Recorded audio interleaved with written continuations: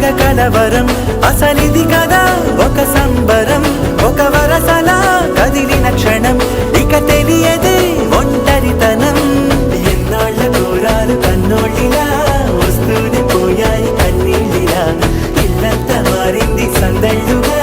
మీరంతా ఉండాలి వందేళ్ళిలా మనవారే వెనకుంటే మరణాన్నే మరిచేలే మనసంతా వెలుగేన